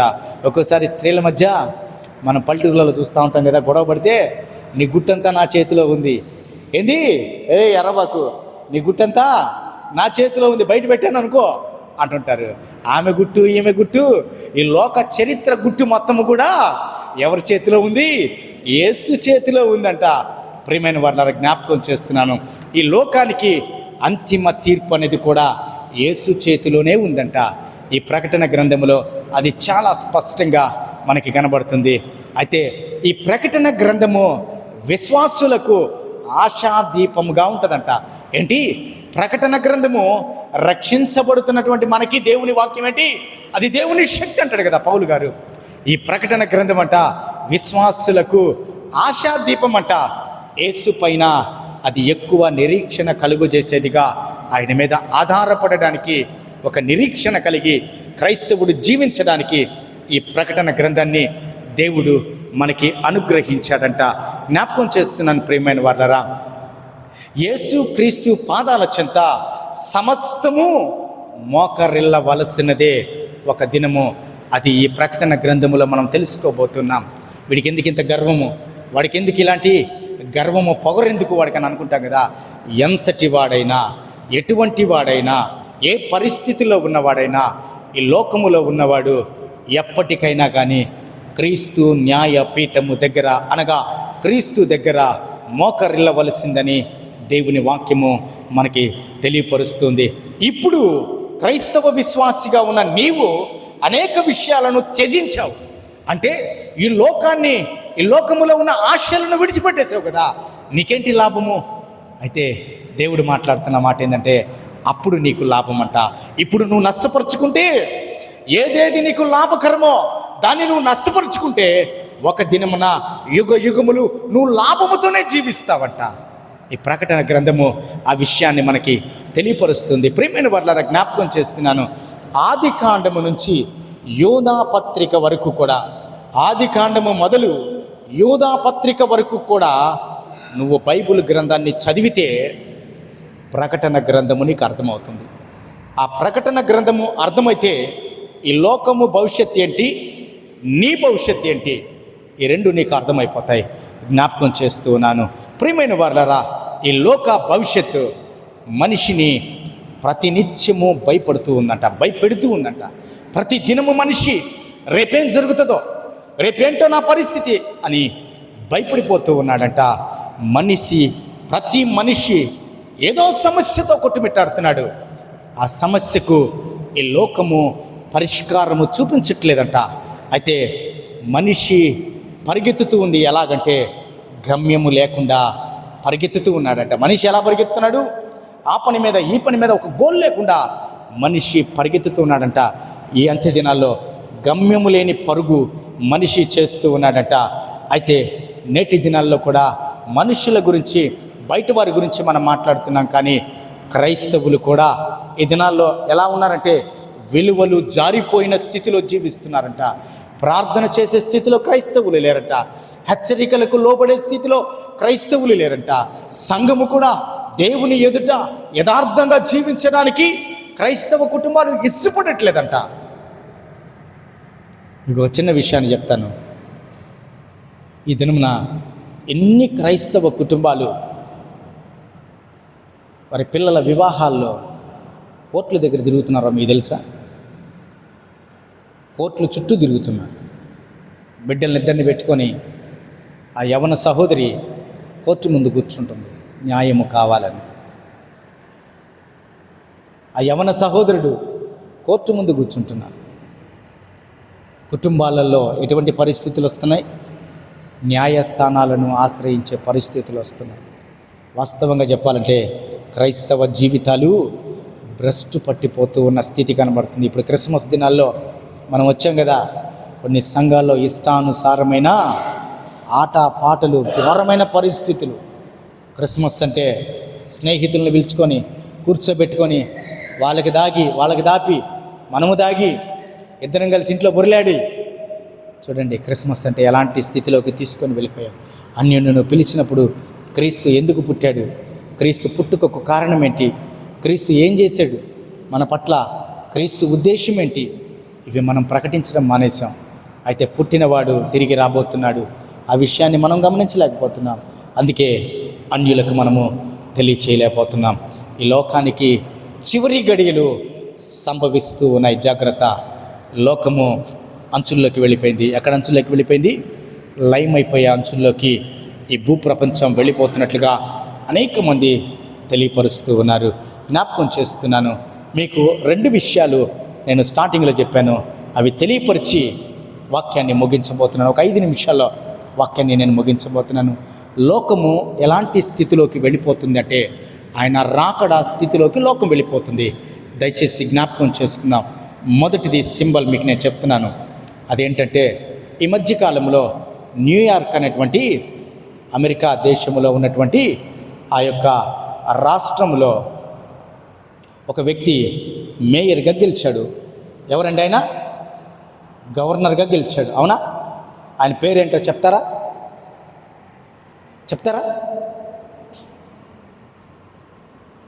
తెలీదా మీకు? మీరు ఏ చూడట్లేదా? ప్రపంచ సంగతులు మనము గమనిస్తూ బైబిల్ని చదువుకోవాలి. ప్రపంచంలో ఏం జరుగుతుందో చూసుకుంటూ బైబిల్ని క్రోడీకరించుకోవాలి, డీకోడ్ చేసుకోవాలి మనం. ఆ న్యూయార్క్ అనేటువంటి ఆ రాష్ట్రంలో మమ్దాని అనేటువంటి ఒక ముస్లిం, ఒక అరబ్ వ్యక్తి గెలిచాడు. ఆయన అక్కడ క్రైస్తవులు లేరా? అమెరికా అంటేనే క్రైస్తవ దేశం కదా. ఆ క్రైస్తవ దేశంలో క్రైస్తవుణ్ణి కూడా ఓడించి ఒక ముస్లిం, ఒక అరబ్ గెలిచాడు. అతను గెలిస్తే ఏంటి, మనకేంటి భయం, ఏంటి భయం అని అనుకుంటున్నారా? ముస్లిమ్స్ గెలవకూడదా? హిందువులు గెలవకూడదా? అది కాదు నా ఉద్దేశం. ఆ మమ్దాని గెలిచాడు అనంటే ఆ మమ్దానికి యూదులు ఓట్లేశారు, అక్కడ ఇశ్రాయేలీలు ఓట్లేశారు, క్రైస్తవులు ఓట్లేశారు, ఆ ప్రాంతంలో స్థిరపడినటువంటి అనేక మంది ఓట్లేశారు. ఆయన గెలిచాడు. ఆయన ఏం చెప్పాడో తెలుసా? ఎన్నికల నినాదం ఏం చెప్పాడంటే, నేను శాంతిని స్థాపిస్తాను మీకు అని మాట్లాడాడు ఆయన. నాకు కులము, మతము, జాతి విభేదాలు ఏమీ లేవు. నేను ముస్లింనైనా కానీ నేను మిమ్మల్ని అందరినీ మీ విలువలు కాపాడుతాను, గౌరవిస్తానంటే ఆ వ్యక్తిని గెలిపించారు. ఆ వ్యక్తి ఎవరో తెలుసా? ఈ మధ్యకాలంలో ఇశ్రాయేలు దేశము 2.5 సంవత్సరం నుంచి పోరాడుతుంది. ఎవరితో పోరాడుతుంది? ఒక ఉగ్రవాద సంస్థతో పోరాడుతుంది. ఆ సంస్థ పేరేంటి? హమాస్. ఆ హమాస్ లీడర్ యొక్క కుమారుడే ఈ మమ్దాని. చూడండి ప్రియమైన వాళ్ళరా, జ్ఞాపకం చేస్తున్నాను, వాక్యము ఎప్పుడూ వ్యర్థం కాదు. వాక్యము ఎప్పుడు నేను తప్పుదారి పట్టించదు. ఇప్పుడు అమెరికాలో జ్ఞానులు లేరా? అమెరికాలో ధనవంతులు లేరా? ఆలోచించేవారు లేరా? ఇది వాక్యము నిరూపణ కావాలి. వాక్యము నిజం కాబట్టి వాక్యము, ప్రవచనము నెరవేరాలి. ఆ ప్రవచన నెరవేర్పులో ఆ వ్యక్తి అక్కడ మేయర్ అయ్యాడు. ఆ వ్యక్తి మేయర్ అయితే ప్రవచనం ఏం నెరవేరింది అనంటే బైబిల్ గ్రంథాన్ని దానికి మనం క్రోడీకరిస్తే ఇప్పుడు ఆ వ్యక్తికి ఒకే ఉద్దేశం ఉంది. ఏంటి అనంటే, నేను క్రైస్తవులను, ఇశ్రాయేలీని, యూదులను నేను ద్వేషిస్తున్నానని స్టేట్మెంట్ ఇచ్చేశాడు ఆయన. ఇప్పుడు ఆ వ్యక్తి ఏం చేస్తాడు? యెహెజ్కేలు గ్రంథము 37, ఇర్మియా గ్రంథము 24, మీరు ఇంటికి వెళ్ళి చదవండి. ఇర్మియా గ్రంథము 24, 37 వచనము. అదే రీతిగా యెహెజ్కేలు గ్రంథము 37, 36, 38 అధ్యాయాలు మీరు ఇంటికి వెళ్ళి చదవండి. అందులో మాట ఉంది, నేను అంచె దినాల్లో వారిని తిరిగి మరలా ఇశ్రాయేలును నేను సమకూరుస్తానంటాడు దేవుడు. అంచె దినాల్లో నేను ఇశ్రాయేలును తిరిగి తీసుకొస్తానంటాడు. ఇప్పుడు మీకు ఇంకొక చిన్న లాజిక్ కూడా చెప్తాను నేను. భారతదేశంలో ఈ మధ్యకాలంలో ఒక వారం నుంచి ఒక పెద్ద న్యూస్ వైరల్ అవుతా ఉంది. మీలో ఎంతమందికి తెలుసో నాకు తెలియదు, కానీ ఆ న్యూస్ ఏంటో చెప్పనా నేను మీకు? భారతదేశంలో 5,800 మంది ఇశ్రాయేలీలు మనష్షే గోత్రానికి చెందిన వారు ప్రపంచంలో చెదిరిపోయారు. వారు 2,700 సంవత్సరాల క్రితము చెదిరిపోయిన వారు ఎక్కడున్నారంటే మణిపూర్లో ఉన్నారు, మిజోరాంలో ఉన్నారు. వాళ్ళని ట్రేస్ అవుట్ చేశారు. ట్రేస్ అవుట్ చేస్తే దాదాపుగా వారి మీద పరిశోధనలు చేసి 2 సంవత్సరాలు వాళ్ళ DNA తీసుకెళ్ళి టెస్ట్ చేస్తే వారు మనష్షే గోత్రికులని అర్థమైపోయి వారి కొరకు ఒక 90 మిలియన్ల ఫండ్ను శాంక్షన్ చేసి వారి కొరకు ఇశ్రాయేలు దేశంలో దాదాపుగా గలిలయ అనేటువంటి ఆ ప్రాంతంలో యేసు సంచారం చేశాడు. ఆ ప్రాంతంలో ఆ గలిలయ అనే ప్రాంతంలో నివాసాలకి వారికి ఆ ప్లాన్ చేస్తూ ఇండియా నుంచి వారిని తీసుకొని వెళ్తున్నారు. అక్కడికి ప్రవచనము ఎప్పుడు కూడా వ్యర్థం కాదు. ప్రవచనము నెరవేర్చే కాలములో మనం ఉన్నాం. ప్రవచనము దేవుడు నెరవేర్పు కాలములో మనం ఉన్నాం. జాగ్రత్త కలిగి వాక్యానికి విధేయులుగా జీవించాలి. అంటే దాని అర్థం ఏంటంటే ఇప్పుడు అమెరికాలో ఉన్నటువంటి ఆ వ్యక్తి ఇజ్రాయేలీలను లేదా యూదులను ఓట్లేసిన క్రైస్తవులను అంటే వాళ్ళని పక్కన పెడితే యూదులందరినీ కానీ కంఫర్ట్ జోన్లోకి కానీ తీసుకెళ్ళిపోయాడు అనుకో, చక్కగా పరిపాలిస్తూ వాళ్ళ అవసరాలు తీరుస్తూ ఉంటే వారు ఎక్కడ ఉంటారు? ఇప్పుడు అక్కడే ఉంటారు. ఇప్పుడు వారు ఎక్కడికి రావాలి? అంచె దినాల్లో ఇశ్రాయేలు జాతికి చెందినటువంటి ప్రతి వ్యక్తి ఇశ్రాయేలు దేశంలో దేవుడు స్థాపిస్తానని వాగ్దానం ఇచ్చాడు. ఇప్పుడు అక్కడున్న వారు ఏం చేయలేక చాలామంది ఇజ్రాయేల్ దేశానికి మైగ్రేట్ అవుతూ ఉన్నారు. అయ్యా మేము కూడా ఫలాని గోత్రానికి చెందిన వారము, ఇన్ని తరాల నుంచి మేము ఇక్కడే ఉన్నాం కాబట్టి మా DNA కూడా టెస్ట్ చేయమని చెప్పిన ప్రపంచము నలుమూలల నుంచి ఇశ్రాయేలీలకి వినతులు వెళ్ళాయి. ఇజ్రాయేల్ యుద్ధం చేస్తుందంటే దానికి కారణం ఏంటో తెలుసా? ఏంటి దాని కారణం? తన ప్రజల కొరకు వారు భూభాగాన్ని వారు స్థిరపరుచుకుంటున్నారు, దాన్ని పెంచుకుంటూ పోతున్నారు. దాన్ని బార్డర్స్ అన్నీ కూడా ఒక యుద్ధం జరిగిందంటే ఇజ్రాయేలు ఒక దేశంతో యుద్ధం జరిగిందంటే ఆ దేశానికి ఉన్నటువంటి భూభాగాన్ని లాక్కుంటుంది. కారణం ఏంటో తెలుసా? ఈ ప్రవచనాన్ని 2,700 సంవత్సరాల క్రితము దేవుడు ఎహెజ్కేలు ద్వారా ఇర్మియా ద్వారా మాట్లాడినటువంటి ప్రవచనాన్ని వారు ప్రతిరోజు నెమరు వేసుకుంటూ ఉంటారు. ఎందుకంటే అంచె దినాల్లో నేను అందరినీ సమకూరుస్తాను. వారికి ఒక నిరీక్షణ ఉంది. 12 గోత్రాలు మేము చెదిరిపోయాం కదా, ఈ 12 గోత్రాలు అంచె దినాల్లో ఇజ్రాయేల్ దేశానికి రాబోతూ ఉన్నాయి. అందులో మన భారతదేశం నుంచి 5,800 మంది రాబోయే 5 సంవత్సరాల్లో 2030 కల్లా వాళ్ళందరూ వెళ్ళిపోబోతున్నారు. జ్ఞాపకం చేస్తున్నాను ప్రియమైన వాళ్ళరా, దేవుని వాక్యము నెరవేర్చబడే కాలములోకి మనం వచ్చేసాం. ఇంకా మన పరిస్థితి ఏంటో కూడా మనకి తెలియకుండా జీవిస్తూ ఉన్నాం. ఈరోజు కూడా చాలామంది, నాకు వేదన అదే మిమ్మల్ని చూస్తే, ఈరోజు కూడా చాలామంది 10:30 తర్వాత వచ్చారు. సండే స్కూల్ టీచర్లు అయితే 10:45కి వచ్చారు. వాళ్ళు ఇంకా బయటికి రాలా. బయటకు వస్తే నేను అడుగుదాం అనుకున్నా. సండే స్కూల్ టీచర్లు 10:45కి వచ్చారు.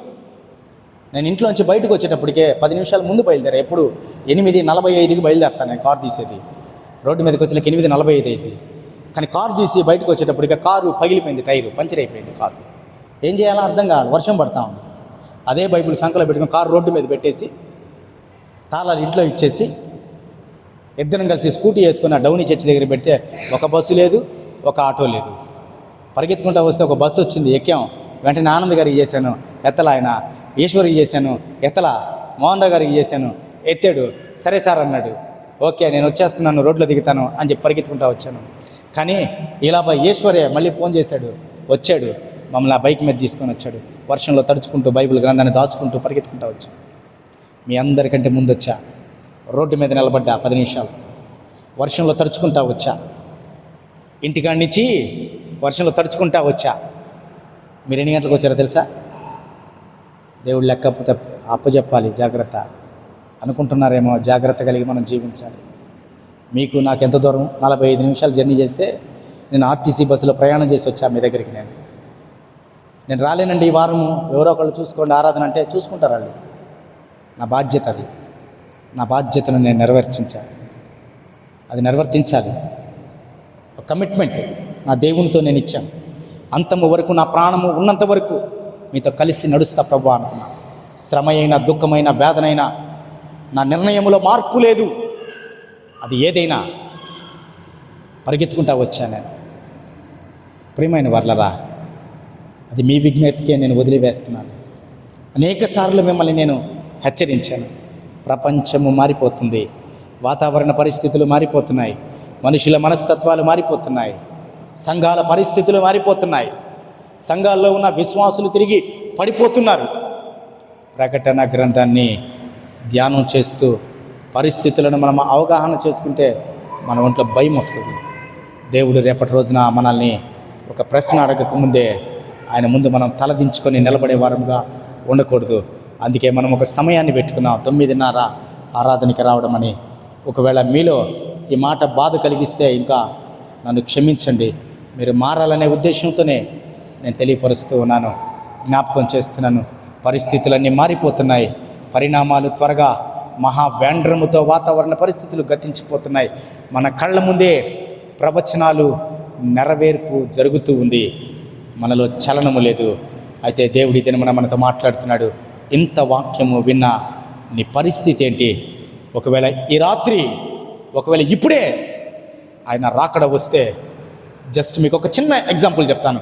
ఇప్పుడే అని నేను ఎందుకు అన్నానంటే, అక్కడ మేము ఈశ్వర్ కొరకు వెయిట్ చేస్తూ ఉన్నప్పుడు ఒక ఫ్యామిలీ, అంటే భార్యాభర్తలు పెద్దవాళ్ళు ఇద్దరు కలిసి స్కూటీ మీద వెళ్తూ ఉన్నారు. వాళ్ళని చూసాం మేము. దారిలోకి వచ్చేలకే యాక్సిడెంట్. వాళ్ళకి, ఆమెకి గీతులు గీతులు మొత్తం పగిలిపోయినాయి, బురదలో పడిపోయింది. ఆమె అక్కడ స్కిడ్ అయింది, బండి ఎవరు కొట్టలేదు కానీ పడిపోయింది. అక్కడ వేరే వాళ్ళు వెళ్తూ ఆమె నిలబెట్టారు. క్షణమంతే, ఒక క్షణమే, ఆ క్షణమే నీ జీవితాన్ని తారుమారు చేస్తా. ఆ క్షణమే నిన్ను నరకానిక పరలోక రాజ్యానికి తీసుకెళ్తుంది. జాగ్రత్త. వాక్యాన్ని వక్రీకరిస్తే, వాక్యాన్ని నిర్లక్ష్యం చేస్తే సమాధానము చెప్పుకోవాలి. అది ఎవరితో తెలుసా? మనుషులతో కాదు, దేవాతి దేవునితోనే. ఆ దినమున మనము సిగ్గుపడి ఆయన ముందు నీకు ఇచ్చిన అవకాశాన్ని కోల్పోయి అవమానంగా ఉండకూడదనే ఈ దినమున ప్రతి ఆదివారం దేవుడు మనతో మాట్లాడుతూ ఉన్నాడు. కాబట్టి ప్రియమైన వర్లరా, సమయం ఉండగానే, మనలో బలం ఉండగానే, శక్తి ఉండగానే, జ్ఞానం ఉండగానే, ఆలోచించేటువంటి జ్ఞానము మనలో ఉండగానే, ఏది మంచి ఏది చెడు అని తీసుకునేటువంటి తలంపులు మనలో ఉండగానే నేడే యేసయ్యని మనం అంగీకరిద్దాం. ఆయన మహిమ రాజ్యములో ఉండడానికి ప్రార్థనాపూర్వకంగా నిరీక్షణ కలిగి విశ్వాసముతో సిద్ధపడదాం. అట్టి కృప దేవుడు మనకి దయచేయను గాక. సంఘములతో ఆత్మ చెప్పుచున్న మాట చెవి గలవాడు వినును గాక. ప్రార్థన చేసుకుందాం. మా ప్రియుడా, వందనాలు యేసయ్యా, నీకే వందనాలయ్యా. మాతో మాట్లాడారయ్యా. ఎంత మంచి దేవుడవు నాయన, నీకు వందనాలు.